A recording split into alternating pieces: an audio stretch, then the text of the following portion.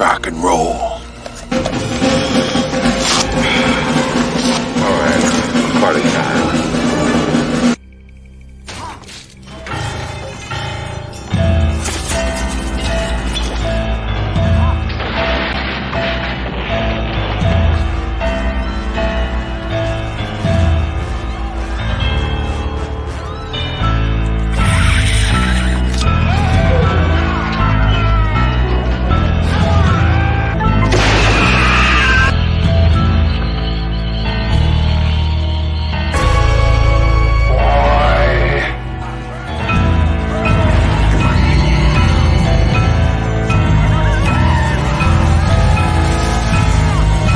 Godzilla said that I should learn to fight my own battles. No.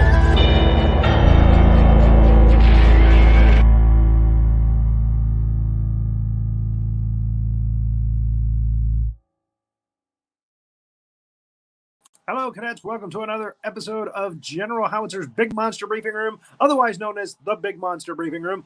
Let me tell you that this month we are doing 3 classics for Halloween month from the Universal Studios. We're doing The Wolfman this episode. The next episode will be Frankenstein, 1931, and then Dracula, 1931. So a lot of exciting things, and all in color. So a lot of work for me, and a lot of exciting things coming up. Let me bring up my able-bodied assistant, Major Millie Hazzard. Yes, hello, and you're the one who colored all of these, right? This was not originally in color. This is you. Correct. You did all of this. Yes, it was a black and white film, and when we do black and white timelines on this show, I colorize them. But sometimes our guest, our expert, sometimes he doesn't like that. So we're going to have to ask him if he likes it, if it's an improvement or not. I don't know, but it's a lot of work. We can ask him. And that special guest, he's a regular on this show. Anytime we do any werewolf film, we always call him to help us out. His nickname is even Wolfie. Let's welcome Alan Hops to the stage. There he is. Hello. Hi. Hello, Alan. And Hi there he is. I am ready. I'm ready for Wolfmanery in color. Yes. Well, and again, the last time I think you were on the show, we did Frankenstein Meets the Wolfman, which is the second Wolfman Lon Chaney film. Yes. And it kind of unnerved you to see it in color. It's so weird to see it in color after knowing that it's not in color. And every now and then there's like a weird pink hat. So yes. Yeah. Yes, pink clothes are definitely the colorizing program has a thing about pink clothes. It does. There's pink jackets in this one. That's very modern. If you want to see Claude Rains in a kind of a Miami Vice kind of thing, it works. So see if you can pick out the pink clothes when they pop up. But for the most part, the werewolf is brown. I never realized how dark this film was, as far as the way they filmed the night scenes and stuff. It's very dark. It's hard to get a really kind of a good look at the werewolf. There are such iconic scenes in this, in that where they have the spindly bare trees and the low-lying fog on the ground. Yes. I think like those scenes really set like scary woods for me of what it was supposed to be like. Super iconic, but yeah, it kind of makes for a dark film. Yes. All right, so let's go ahead and get into our timeline, our color timeline. Universal Studios logo back then in 1941. The Wolfman. And I can hear the music playing in my head right now as this rolls. Absolutely. Awesome soundtrack. Yes. Claude Rains got top billing in this. Believe it or not. Ralph Bellamy, you might recognize from Trading Places as one of the Duke brothers. Him and Don Amici. Yes, later in his career, we'll say. Yes, much later. But he did a couple of these, and Patrick Knowles, of course, was in Frankenstein Meets the Wolfman as well. Oh, see a pink suit there on Larry Talbot. Just half of one. Yes. Maria Openskaya. Bela Lugosi does a cameo in this as her son, Bella. And Evelyn Ankers. One of my favorite Universal girls. She and Chaney didn't get along all the time, though, on the set. Because Chaney had a drinking habit. Yes. His character is also just a giant butthole. I hate to say that, but he's not likable.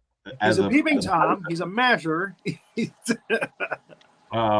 a peeping Tom, big time. Yes. Way creepy. And it has no bones about stealing another man's girl in this, much to Patrick Knowles' disdain. So we start. I forgot that we start this film with an actual encyclopedia reading about lycanthropy, and they showed that at the very beginning. You would think it would open the book, and start a story, but no, we're just talking about lycanthropy here. And you think you're a werewolf. It's important to make a quick note that lycanthropy has two meanings. It means someone who thinks they are turning into a wolf, or it means someone who is turning into a wolf. It actually means both, which is... I thought it was just they think they're a werewolf. They think they're a wolf. It means both. It means that you are assuming the physical characteristics and that you believe that you are assuming the physical characteristics. So you don't have to have both to have lycanthropy, but lycanthropy could be either one. Oh, okay. So, well, one werewolf, you can still say that they have lycanthropy. Got it. So the prodigal son is returning home. He's smoking in the car. Not quite a pink hat. It's more of a brown hat. Where has his hand been? His hand is over the back of the seat, I guess. And they are very happy. If you look at the new Wolfman, the newer version that they did, right? I guess that's 10 years old now. But that film was 2010. Yeah, and like no one smiles. So like this movie had a very light tone. If you have a gnome, it looks like you. It does look a little bit like me. If you'd had your head sheared off. Right. Yeah. Just my nose sticking out. How's that? There you go. So I'm sorry. I digress. But yes, they look very happy here. You were saying in the 2010 film with very brooding. Benicio del Toro. Yeah, Benicio del Toro. Benicio. And Anthony Hopkins. It's just so dark. And they're very somber, and no one's sad to be going home. And this one, he's kind of, it's very upbeat. Yeah, he's very happy to get back to the mansion there. So Claude Rains plays his father, the head of the household. They meet up and they go inside, and he's introduced to Ralph Bellamy, who's kind of like the constable, in that area. Take a drink. Pink suit. Is that? Oh, yep, pink suit. We see a painting over the fireplace, which looks like Lon Chaney. It's evidently his brother. He says, "I'm sad. I'm sorry to hear about my brother dying, and that's why he's come home for the inheritance." Yeah. And Claude Rains is actually pretty nice to him. Like you said, in the newer version of the film, the father and the son really don't get along that well. And they're delivering a package, a big box, which is not Frankenstein equipment. It's a telescope, or lenses for a telescope that the father has on the side. The father's a peeping Tom. Right. Right. Look where the apple doesn't fall far from the tree. Like, right now, even in this frame, it's not pointed at the sky. It's pointed down into the town. It's pointed at the town. Whole family of creeps.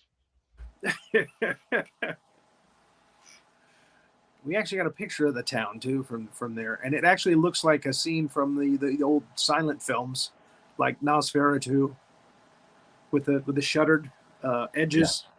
Yeah. Oh, that's because that's your telescope view. That's supposed to be a telescope view. Yeah. But that's what they did. They just used one of those old camera shutters and pulled it in a little bit. And Larry's very happy to help with the. He's very handy, so he's very happy to help with the telescope. And he looks out and, hey, what do we got here? Right into a window. No privacy whatsoever. No. He's stalking. And she is extremely attractive. I could see where he would be attracted to that. But again, it's just kind of, like you say, creepy how they met. And this is Gwen. She, her father runs a little shop in town, like an antique kind of place. And of course, Larry goes in to see her, and he's talking about he's looking for a pair of earrings that match the ones that he saw her putting on in the bedroom just like an hour before. So he doesn't mind telling her that he's peeping on her while she's in her bedroom. You know, he doesn't exactly say that right away. He says, "I'm a mind reader" or something like that. You know, I'm psychic. Yeah. And she holds him off with a walking stick. Says, "Here, buy this." And it's a silver-tipped wolf head walking stick. Beautiful. And there's a pentagram on the back of it with a wolf jumping over it. She tells him about the werewolf. You know, even a man who's pure at heart says his prayers by night. Everybody says that in this town. Oh, yes. All of them. There's a commotion outside. The gypsies are in town. And they're going to read fortunes. And so he goes home and tells his dad, "Hey, I met this girl, Gwen. Works down a little shop." "Oh, yeah, I know her. She's a lovely girl. She's seeing our groundskeeper."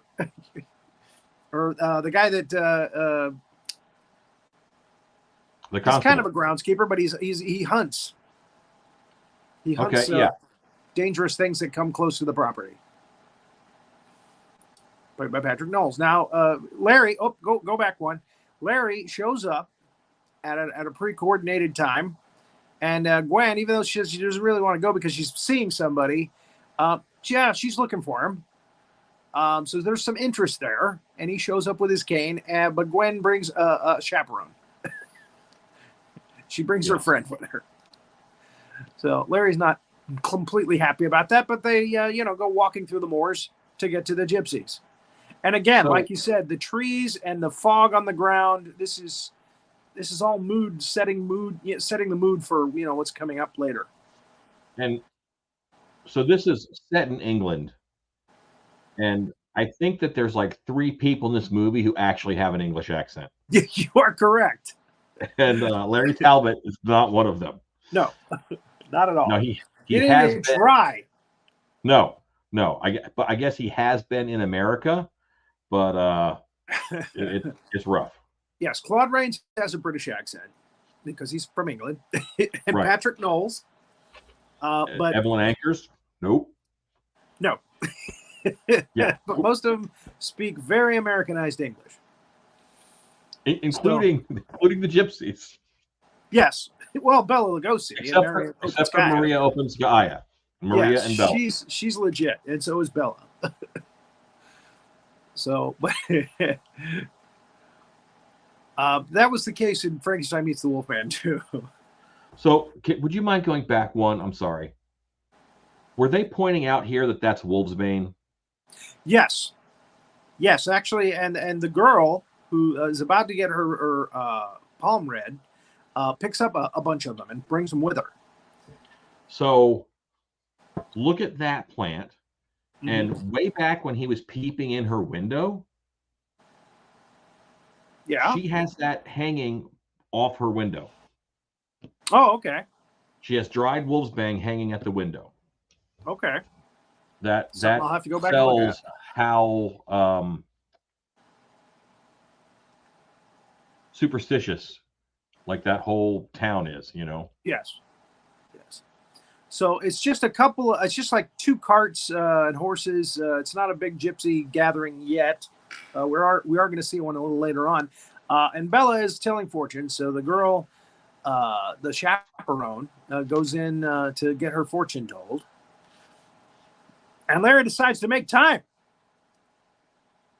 Maria, who's Maleva is the gypsy. That's Bella's mother.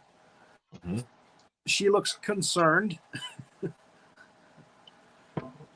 She usually does. So again, Larry makes time. He kind of gets Gwen a little bit away from where the carts are there, and over by a tree. He's making his bit.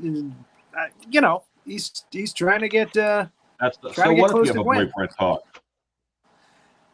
Take her out to the spooky woods. Yeah, there you go.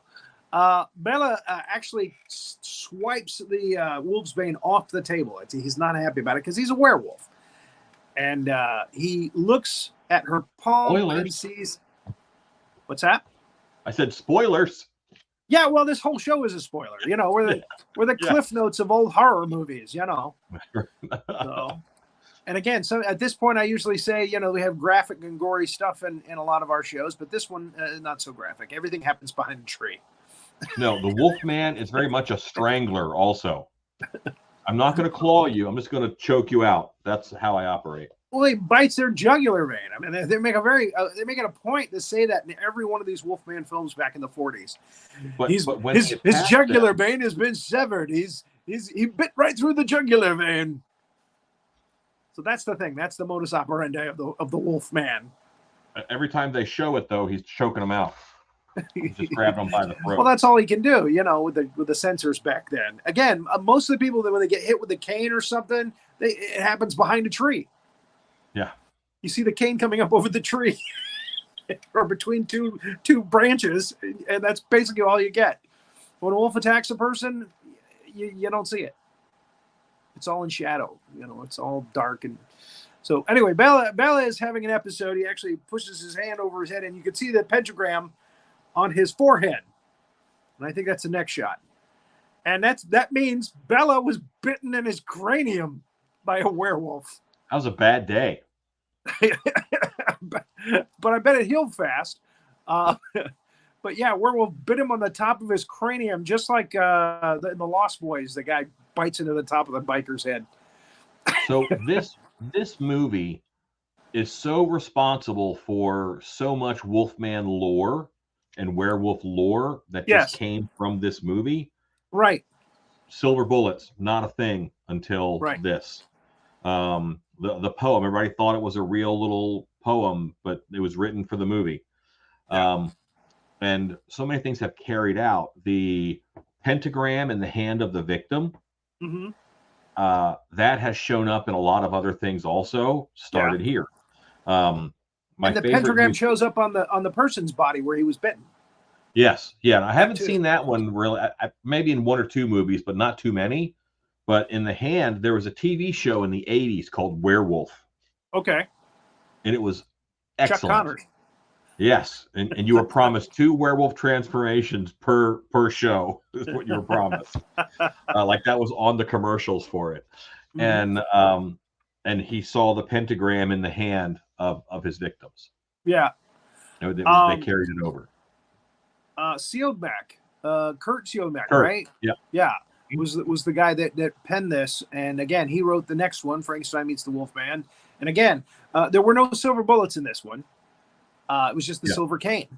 Right. Silver is dangerous to werewolves, and again, like you said, that lore has moved on through decades of werewolf filmmaking, especially silver bullet.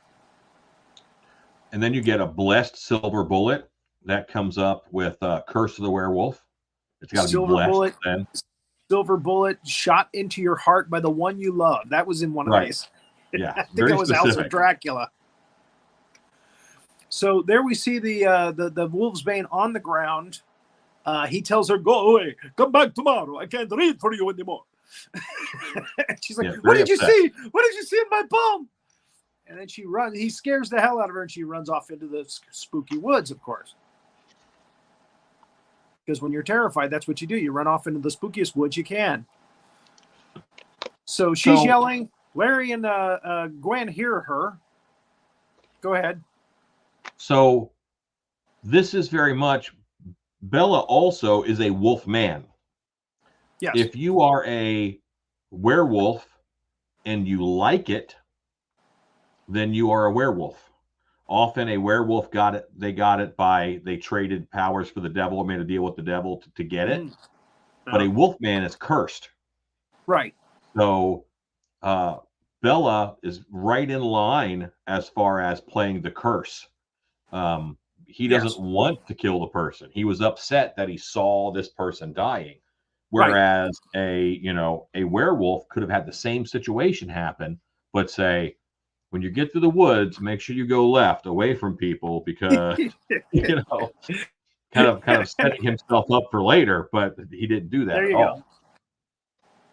So, but ironically though, there's two types of werewolves. There's werewolves that actually turn into kind of like wolves, and then there's wolf men who are bipedal and they're more man-like, but they have hair and fangs and the wolf nose and and so Chaney's version is more of a wolf man, as is Benicio del Toro.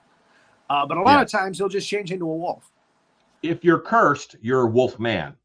Mm-hmm. If you are hairy and loving it, then you are a werewolf, and you would then be able to get a snout and have greater control also. Well, and again, Bella looks like he's a werewolf. I mean, he looks like he's a dog, a wolf.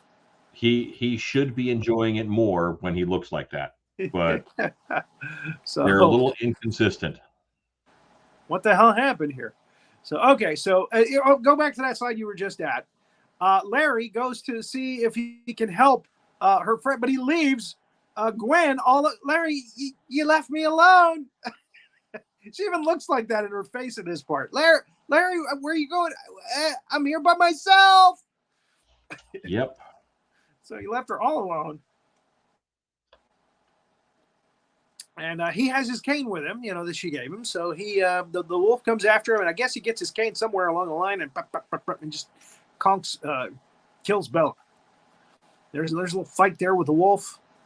And there you go. Behind a tree, branches in the way so you don't see the real violence. No blood splattering up. Not back in those days, I'm telling you. Yeah.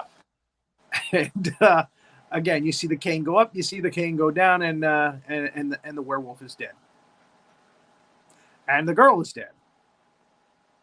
So Maleva shows up, and Gwen says, we're going to take him to safety. He's been bitten. He's here. So they take him to his house, the mansion, and everybody's, playing life or whatever. And it's got to be chess, right? And they're surprised. They bring in Larry in and putting him on the table. And Maleva tips out soon. As soon as she sees he's okay, she disappears. And important gypsy stuff to do. Yeah, I don't want to be hanging around with these people pointing the finger at me, saying I'm at fault here. Yeah, I'm getting out of here. So they help Larry out, and then they inform the local constable and the groundskeeping hunter about what happened, and they find the girl, but they find Bella as well, and he's dead. So there's no wolf, but there's dead Bella, and his shoes are off. I wonder if those are really Bela Lugosi's feet. You have to wonder. I did not wonder. I don't have to wonder that at all. I've never even thought about Bela Lugosi's feet until this very moment. Do you think he had to lie face down in the dirt while they got that shot? Or was it stunt feet? Called in some stunt feet. Okay, bring in the double. Larry wakes up, and they come in to kind of question him a little bit because, there's no wolf. There's just two dead bodies. And one of them looks like it was killed with a silver tip cane. And Larry says, well, I was bitten by a wolf. And he opens his shirt, and there's nothing there. So That's healed overnight. It healed overnight.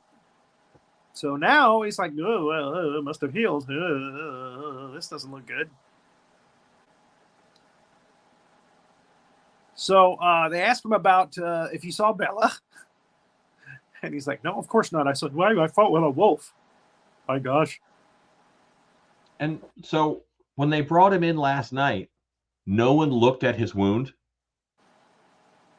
I guess not. Wouldn't someone there say, well, he was injured last night and now he's not? Last night he was bleeding all over the place.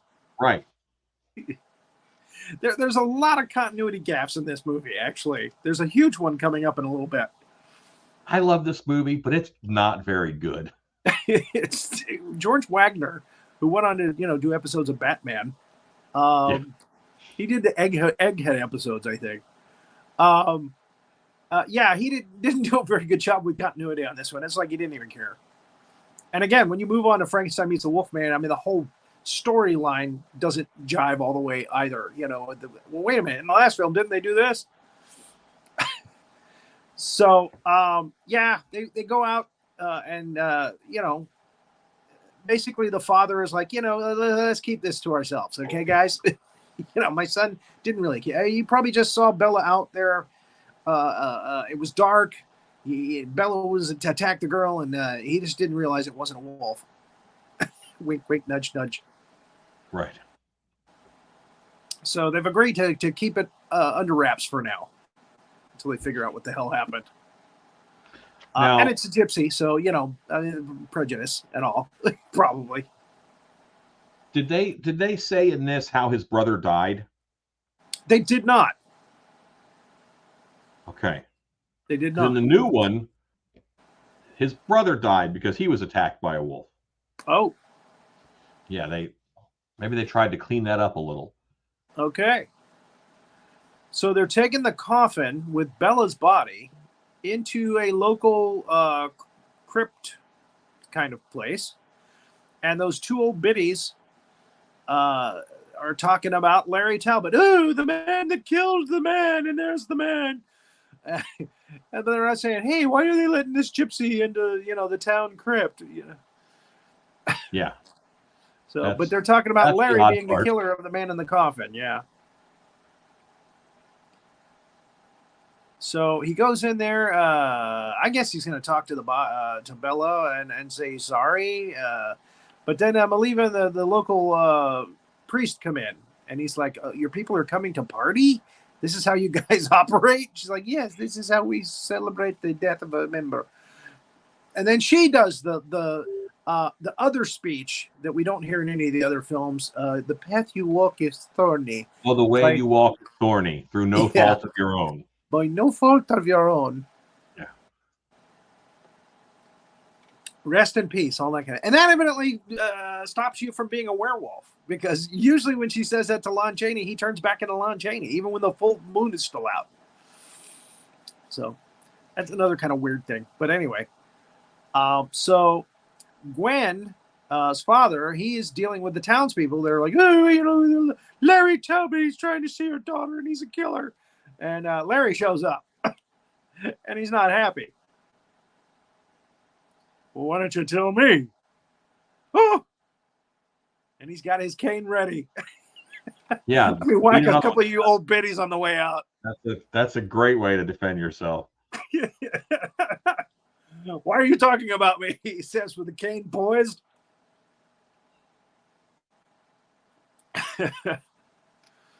So, and he apologized to the father. Can I see Gwen? Now, if I was a self-respecting father, I probably wouldn't let my daughter see this guy right now. Not a good time. Yeah. But he allows it. And then her boyfriend shows up with his dog. And the dog is, and he's just this little dog. And he's like, oh, I've never done that before. We see that in a lot of movies.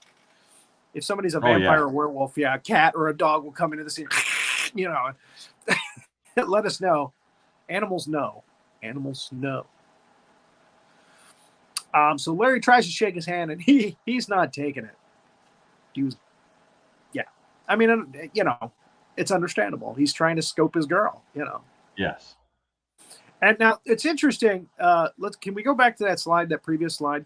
She's got this like double panel thing on her breast there, and they're flanking her, and it's just, I don't know, it just struck me as kind of weird. I don't think it was a conscientious decision, but definitely sends a kind of a threesome vibe. Anyway, let's move on. Maybe I shouldn't have mentioned it. Huh? No comments from me on that one. Yeah, maybe we should just move on. Maybe I shouldn't have said it. And he says there's something sad about that man.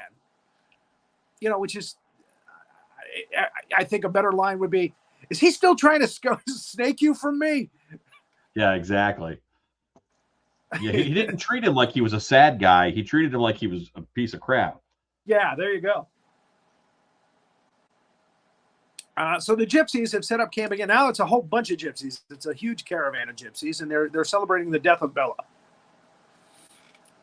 because that's what they do.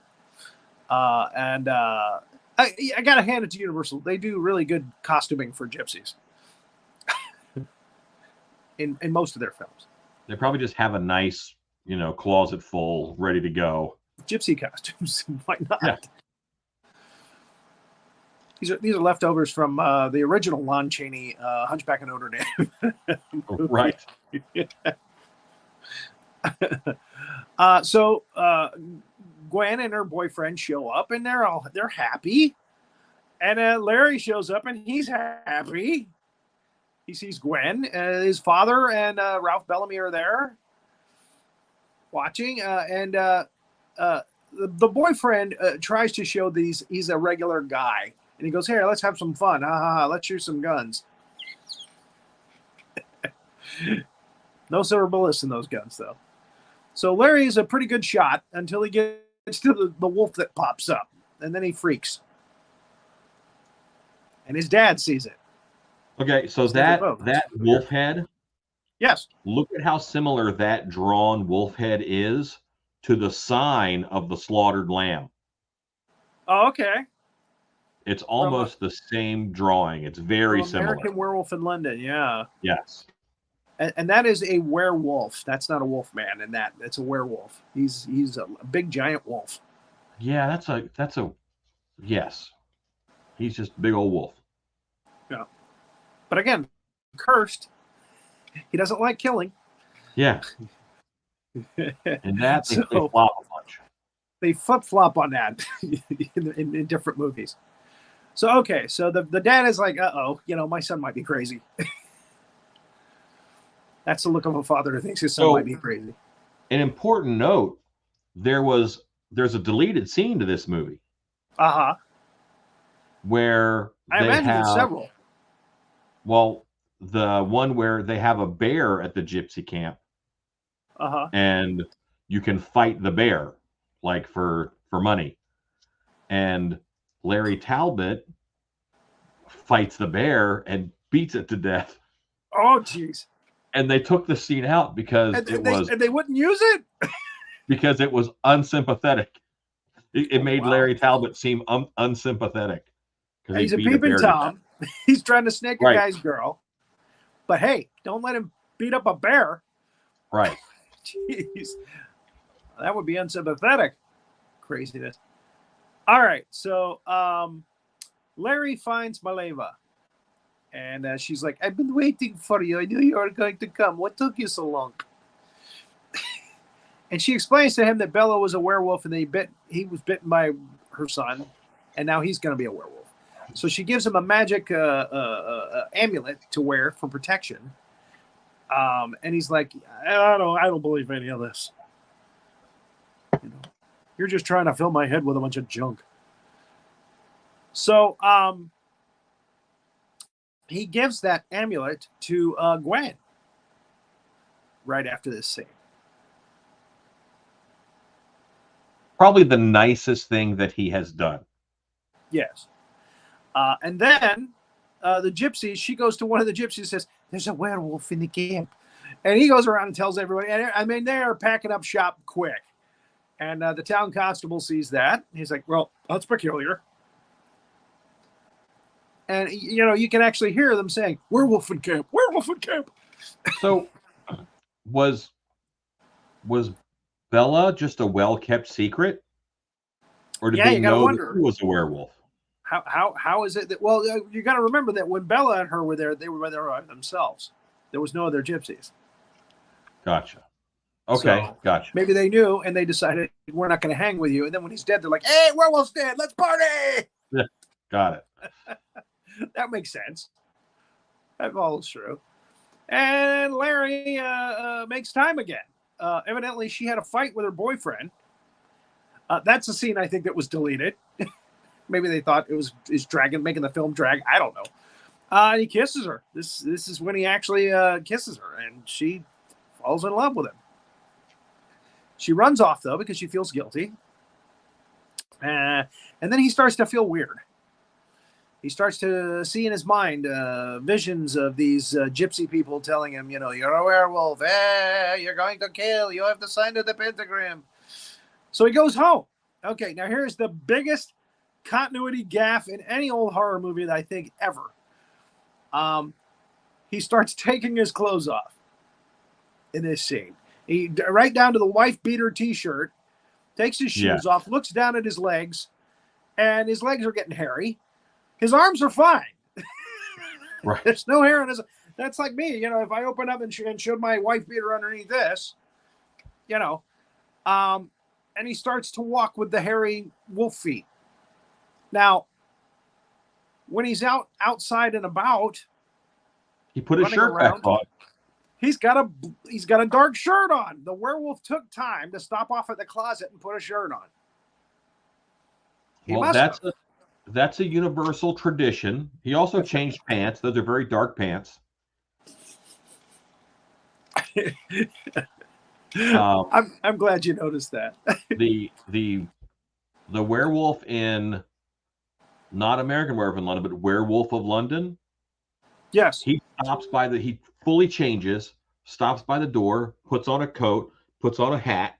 Yes. Goes out the door and closes it carefully behind him. He really wolfed out. Yeah. So it's a very universal gentlemanly tradition. werewolf. It's a universal tradition. The werewolves stop and get dressed. They get ready to go out. This is my killing shirt. I gotta put it on. I gotta go paint the town. Gotta look good. So, and again, here it's so dark. It's very hard to, I thought the colorization might lighten it up a little bit, but no. Very hard to see the werewolf's face in this, and maybe that was intentional at this point. Local gravedigger is burying. I guess he's burying the girl that was killed. That makes sense. And the werewolf, he sees the werewolf at the tree, and he freaks out, as anybody would when they see that. And Larry jumps him and severs his jugular vein. Again,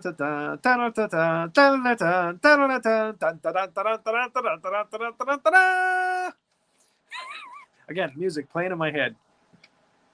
They had certain themes. And then a wolf howl. I'm sorry, go ahead.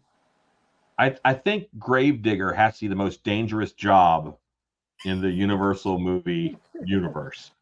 A lot of them get. The Gravediggers don't make it. Or grave robbers, even worse. Yeah, I mean, that's the red shirts of the, the Universal world. So a wolf howl, big wolf howl, wakes up the town. And they send people out. It sounds like it's coming from the cemetery at the edge of town. They go out there and they check it out. And sure enough, his jugular vein's been severed.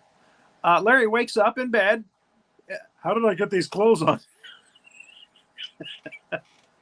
He looks and he sees wolf footprints changing into people footprints on his carpet. He goes and dusts that stuff away right up to the windowsill. That's evidence, man. The pentagram on his chest, he sees it. He goes down to see his father. Now he believes he's a werewolf. Now he believes he's a wolf man. So he goes and he tells his father, I think I'm in trouble here. I'm a wolf. I'm a werewolf. Well, when I saw you at the Gypsy Can, I thought you might be crazy. So his father not happy about this turn of events. It's that gypsy woman. She's filling your head full of this.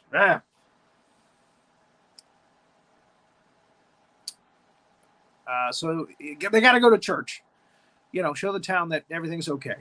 So they go to the church. The little biddies are out front. The old biddies are, talking about him still.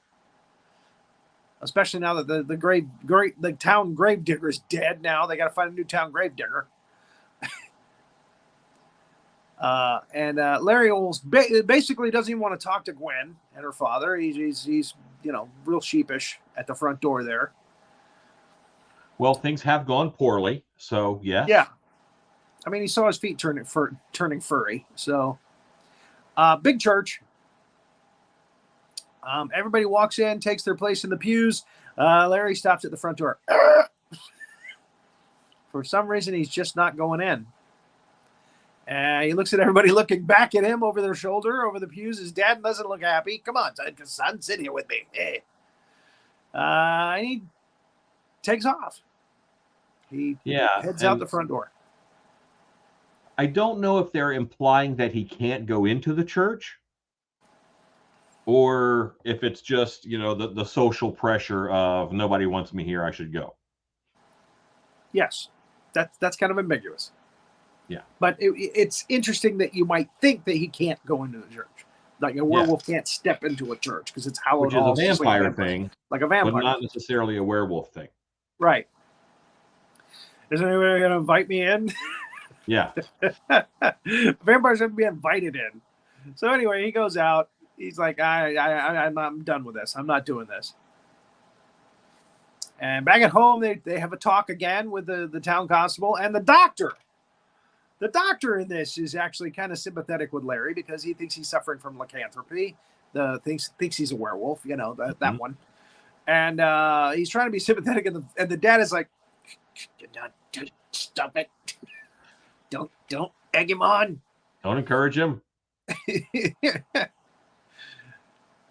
And we're starting to see Larry be a little intense now. I mean, as you probably would be if you thought you were a werewolf, you were killing people. And again, the father's look at the doctors in this scene are hysterical. I mean, he's really upset. Why did you do that? I mean, seriously, come on. And now they're planting traps outside now, which is a smart move, bear traps, I guess, and covering them up with leaves. So if the wolf or whatever it is comes out, it'll get caught in a trap. And they're right. So the wolf goes out, and he's wearing the same clothes, I think, from the night before. It must be in his outfit. Yeah, that's his going out outfit. That's his going out outfit. And sure enough, he gets his foot caught in a trap right away. His ankle is being trapped. And I can barely see. Yeah, I guess they just put it like on the path because there wasn't like any bait in particular. Like he didn't go after bait. No. He was just minding his own business and, my foot's in a trap. Yes. And he's making noise as you would in that case. And they are like, hey, I think we got something over there. So they're heading his way. And I mean, he is caught. A werewolf can't really, I guess, open a trap with his two hands. Like, I guess they don't think. They think more like an animal and not like a human. And a Maleva shows up, and she, says the path you walk is thorny. Don't fit. She does that, and he turns back into Larry, and she opens the trap and gets his leg out, and he hobbles off. And he wouldn't go ahead. And all those hunters who are headed that way don't find Maleva, don't question Maleva. Actually, I think they do see him hobbling off, though. Yeah, I think that's the reason they show that shot. And he goes right to Gwen. I mean, he would barely talk to her that morning at the church. He goes right to Gwen's place. He starts tapping on her window with rocks, little pebbles. And she comes to the window and she sees him down there and she goes down and she's in love with him now. He's kissed her. She's in love with him now. She's like, if you go away, please take me with you. He ruined church. Yeah. Yeah, she's like, if you go away, please take me with you. There's something wrong. Let's go away together. And then he sees the pentagram in her palm. Uh-oh. What? What do you see? Please don't leave. Don't go. And her father stops her from going after him, which is very smart. Yes. I turn into a wolf at night. You gotta believe me. In that picture back, to go back one, what a Mo haircut he has right there. Well, that's your hair after you've been caught in that trap, for crying out loud. Looks like one of the Stooges. Larry, let me go with you. Why, I oughta. Blink. Werewolf defense. Yes, indeed. So he goes back and talks to his father again, keeps telling him, look, I'm a werewolf. I got to get out of here. This is not good. I'll kill everybody I love. Let's go. And the father's not happy. He goes, look, tie me up. please tie me up so that I don't go back out and turn into a werewolf again. So the father ties him up. He agrees, and he says, take my cane with the silver top with you, that's probably the nicest thing he does in this movie. for the love of his father, he tells him, take the cane to protect yourself. So the father goes and talks to the constable and the gameskeeper. And Maliva shows up. He talks to Maliva. Yeah, you're the one that's put this mess in my son's head. And then Larry is out and about. They don't show him escaping, which is another scene they probably cut because the runtime. You don't want to go over an hour and 10 minutes. And Gwen shows up, and you just expect Maliva to go, what are you doing here? Are you an idiot? Do you have a death wish? It's a very busy chunk of woods. Go home. But there it is. So Gwen is out there. She's in danger. The werewolf sees her, goes, hey, that's the one with the pentagram hand. I got to go get her. He's thinking like a werewolf now. So he goes after her. He attacks her. And like you said, he basically is strangling her at this point because they can't show him biting her jugular in half.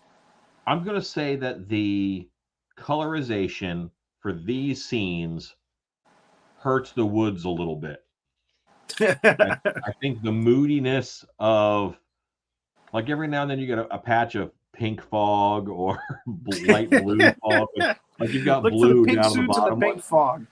Yeah, and I think it's a little creepier without it. These woods are fabulous. Yeah, they're ready for their disco premiere. There's another close up. I don't know if the computer looks better, but I can't see basically the face here in my phone. It's not too bad. Oh, yeah. Now Larry's father is going to come up on him in a minute because he hears the commotion. She's screaming, of course, as you would when you got a guy that looks like that trying to attack you. Those fangs. And the father shows up with the cane and starts lobbing the cane at his son, not realizing it's his son. He just thinks it's a wolf man. But again, Larry's been telling him for the last 20 minutes, hey, I'm a wolf man. Right. I'm the wolf man. It's me. So, look at me. You would think, well, wait a minute, man, I'll be killing my son. But he is dangerous. The internal struggle of Claude Rains. And after it's over, he leans over the body and he sees he's starting to turn back into Larry. And he's, there's a lot of moving the camera around from shot to show reactions, different people.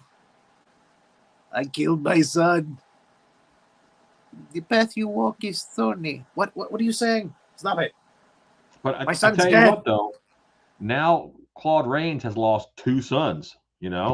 That's a rough day. That is. Well, and the other film happens 4 years later, and he's dead by that time. So yes. Yeah, obviously losing his sons did not do him well in his health. And the fact that he killed the second one himself, and who knows, he might have killed the first one too. I don't. Who might have said? But he looks distraught there, especially as the hair starts to wear away. Now, again, we don't get a really full transformation in this film. We get kind of a backwards one here until the next movie, which is Frankenstein Meets Woman. Then we get 2. At least 2, maybe 3. And those were done almost stop motion animation where they would stop the camera, put a little bit of hair on, start again, stop it, put a little more hair on. Yeah. So we get the doctor who's amazed by this when it comes all the way back to Larry there. And the last shot we get in this film is the 2 lovers, which is, again, a standard in the Universal pictures. The 2 lovers at the end. She's a hussy. She was there with that other dude. He doesn't know that. Let him have her. Come on. He loves her. He doesn't care. But yeah, Larry made fast time with her. There's no doubt. And she let that roll. She had a kind of a Florence Nightingale kind of thing going on there, I guess. She felt sorry for him. And then we have the cast. And last name is Lon Chaney as the Wolfman, because really this is the one that cemented him as being the monster guy for Universal Studios. Yes. He's the only actor to play all four of their main characters. The Wolfman was all his. Frankenstein's monster, Dracula, son of Dracula. It was actually Dracula, wasn't it? Was he Dracula in House of Frankenstein? No, son of Dracula. Son of Dracula, that's right. Yeah, he was the Wolfman in the House films. Yeah. Yeah, in the last three, he was Larry Talbot, the Wolfman. And that goes on up. That was House of Frankenstein first, then House of Dracula, and then Abbott and Costello meet Frankenstein. So, and then Route 66. and Route 66. We actually got to play Quasimodo. Mm-hmm. But and the Mummy was the other character I was going to say. He was a very fat mummy in that one. Yes. Hit Route 66. You say route 66. Get your kicks on Route 66. So yeah, there it is. The Wolfman, the original Wolfman. Again, like you said, they did the Henry Hull Wolfman. What the hell was the name of that? You just said it. Werewolf of London. Werewolf of London. That's right. Werewolf of London. And I think that was 31. They felt they didn't do a good job of doing the werewolf in that. I think that it wasn't wolfy enough. So they gave Jack Pierce another shot at it with this one. And And Henry Hall wanted a very light makeup for that. He kept saying less. As an actor might do, I mean, I want them to see my face. Well, so Werewolf of London was 35. Yeah, 1935. So that was right about the time the censors stopped the Universal. Well, they didn't pick out Universal per se, but the censors were like, these are too graphic. They're too scary. No, we're not going to do it. So they stopped making the horror movies until 1939 when they came back with Son of Frankenstein. So. Good stuff. Yes, indeed. So, yeah. So there it is. The Wolfman, Lon Chaney, cemented him as Universal's monster guy for the next 15 years, I guess. Yeah, or at least the next 12 years, right? So there it is. Thank you so much for joining us for this particular episode of the Big Monster Briefing Room. Always happy to. Major Hazzard. Yes, thank you very much. We love you having you here, Alan. It's the perfect time of year to see you. So absolutely wonderful. Thank you. Most would agree with that. I have all of my Wolfman masks are all up there. Ah, very nice. Okay. Well, all right. Well, a face that only fun. mother could love, the Wolfman. But there's no mother in there. Only 5 or 6 pink suits. Yeah, it wasn't as bad as usual. I mean, No. yeah, sometimes we do a 1950s like alien invasion one, and yeah, there's pink all over the place. All right, so next time we'll be here for Frankenstein. We'll do the original Frankenstein with Boris Karloff, and then Bela Lugosi as Dracula. So thank you for joining us for this one. I know you're very busy this time of the year, so we really appreciate you coming in for this one. And keep an eye out for those big monsters out there and those wolfy monsters.